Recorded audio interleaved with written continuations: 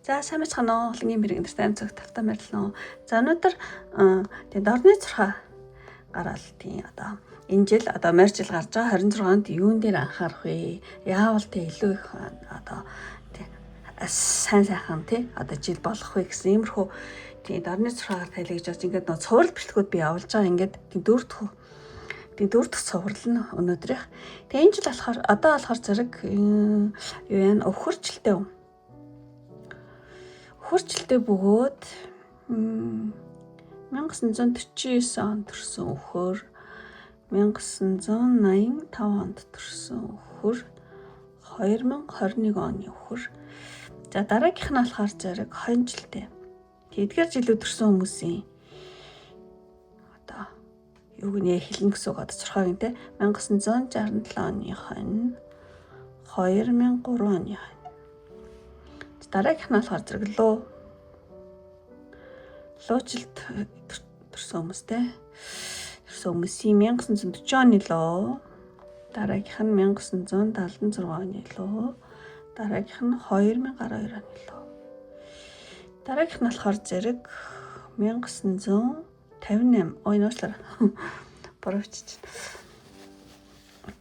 Дараагийнх нь луугийн дараа одоо могоо биш уучлаа. Нохоо. Тэгээ нохоочлалтай бөгөөд 1958 оны нохоо. 1994 оны нохоо. За эдгээр жил бөгөөд эдгээр жилүүд ийм онууд төрсөн тий. Таны он байна уу те дотор нь ийм онууд төрсөн хүмүүсийн энэ жил одоо 26 он буюу одоо морь жилдээ юун дээр анхаарах вэ? Ямар жил гарах вэ гэдгийг бол орны цархаагаар хэлье гэж бодож байна. За энэ жил бол ерөнхийдөө одоо эдгээр онууд төрсэн хүмүүсийн хувьд одоо ангараг гаригийн нөлөө ихтэй тийм жил болно. Тэгэхээр ангараг гариг жоохон тийм хатуу хуурай юм гариг. Тэгэхээр зэрэг тийм хатуу хуурай хэсэг нь энэ жил та одоо энэ онод төрсэн хүмүүст хэрхэн тусах вэ гэхлээр зэрэг хүн хоорондын харилцаан дээр жоохон тусчих гаддаг.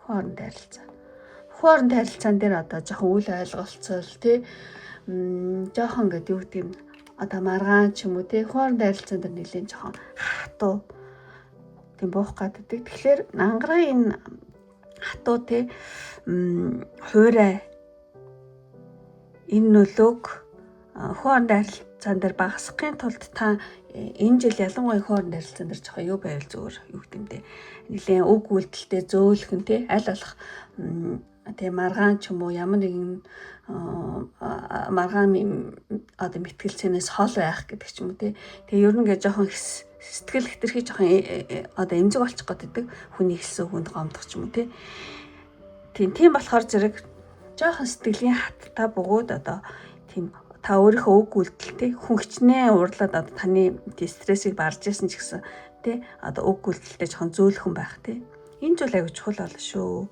Тийм жоохон ангар гаргийн одоо ийм хуурай жил буунаа. Тэгэхээр тэр нь хүн хоорондын харилцаан дээр нэлийн тусгаад байдаг шүү. Тийм болохоор зэрэг хүн хоорондын харилцаан дээр нэлийн анхааралтай наад. Хичнээн хүн хоорондын харилцаан дээр юу гэдэг хүн одоо хүмүүс таны өөрийг хүргэдэг ч юм уу. Ингэх юм бол нөгөө ихэд өөрийгөө ингээд юу яадаг нөгөө тусгаарлах гаддаг байхгүй юу? Тусгаарлах. Тэрнээсээ болоод ингээд тусгаарлах гад хүмүүстэй харьцахгүй энэ гэдэг ч юм уу тэгэх гээд одоо тэрнээс болоод одоо стресс үүсэх тэгээд одоо стресснээсээ үүсээд бие махбодоо жоохон бие махбод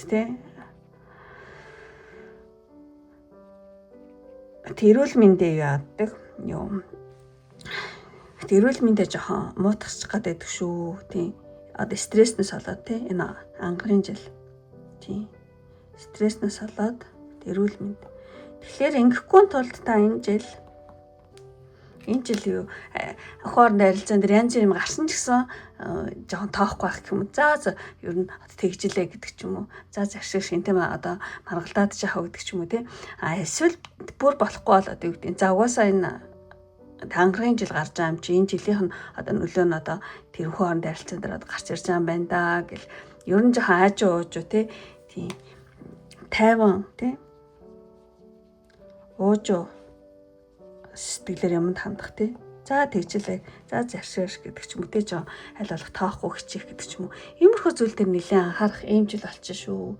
Тий энэ ангаргийн нөлөө хүн харилцаан дээр маш их ингэж тий одоо үл ойлголцтойг үүсэх гэдэг.